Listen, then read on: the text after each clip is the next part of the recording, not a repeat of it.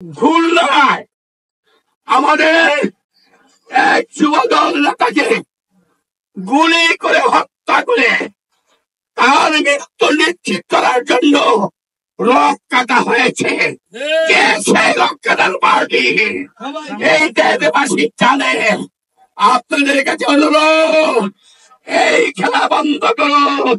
৭১ সালে খেলেছিলেন, এদেশের মানুষের সাথে পারেন নাই। আবার এই ২০২৫ সালে আবার নতুন করে তুই খেলতে চান। এদেশের জাগ্রত জনতা বিএনপির নেতৃত্বে এক হয়ে আপনাদেরকে মোকাবেলা করবো ইনশাআল্লাহ। দেশব্যাপী নৈরাজ্য, অপপ্রচার ও আইন শৃঙ্খলার অবনতির প্রতিবাদে কাপাসিয়ায় বিএনপির বিক্ষোভ।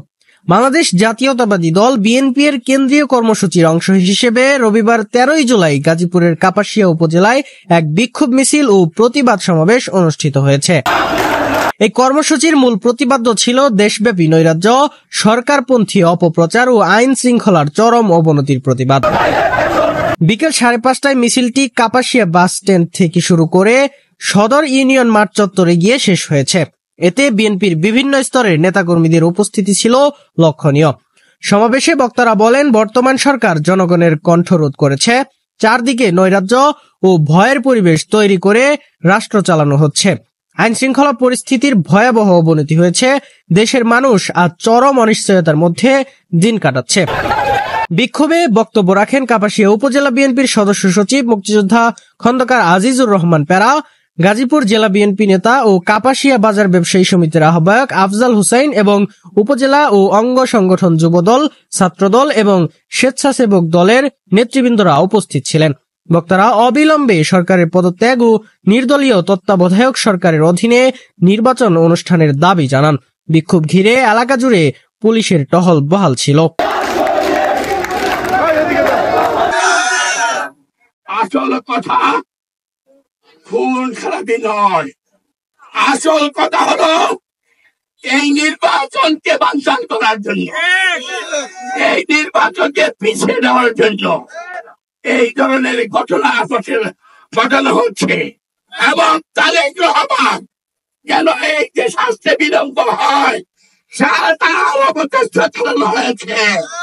আমরা এটা বরখাস্ত করবো না। আমরা বলে যাই নাই ৩০-৭০ শহীদের রক্তের কথা, আমরা বলে যাই নাই ৩ লক্ষ মা বোনের সংগ্রাম হানির কথা। নতুন প্রজন্মের কাছে আমি বলতে চাই, ভাইয়েরা আমার, তো আপনারা জানেন না ওই ৭১-এর মুক্তিযুদ্ধের সময় আমার মা বোনদেরকে কি করা হয়েছিল। ঘর থেকে টেনে টেনে দিয়ে তাদের সম্ভ্রম নষ্ট করা হয়েছিল। মার সামনে ছেলেকে হত্যা করা হয়েছে, বাপের সামনে স্ত্রীকে হত্যা করা হয়েছে। এই ধরনের ঘটনা যদি করতে চায় আর কোথাও পারে আসা পারে কাপাসিয়াতে ওই শাহরিয়াতুল হান্নানের নেতৃত্বে ছাত্রদল, যুবদল, কৃষক দল, শ্রমিক দল, রেল দল, আম জনতা মিলে তা আমরা প্রতিহত করব। এই ওই কুমিল্লা চাঁদপুরে মসজিদে ইমাম সাহেব নামাজরত অবস্থায় শিবির কর্মীরা গিয়ে তাকে কুপিয়ে হত্যা করার জন্য চেষ্টা করেছিল। যারা প্রকৃত হত্যাকারী তাদেরকে কেন আটক করা হয় নাই?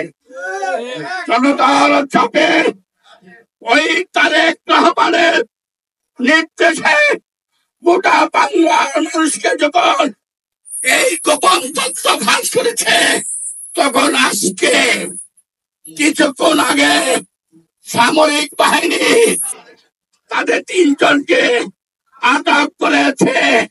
একজন ছাত্র ৪ জনকে আটক করা হয়েছে, একজন ছাত্রলীগ নেতা, একজন শিবিরের নেতা, আর ৩ জন হলো নতুন দল যে গজিয়েছে এই দলের ২ জন।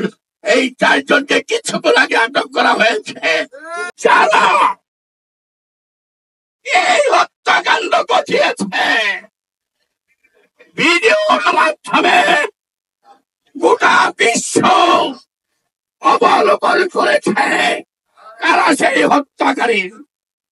অত্যন্ত দুঃখের সাথে বলতে চাই, ওই তাদেরকে মামলা থেকে বাদ দিয়ে অন্যত নিরীহ ওই সুপরিকল্পিত নিরীহ বিএনপির কর্মীদের বিরুদ্ধে মামলা দায়ের করা হয়েছে।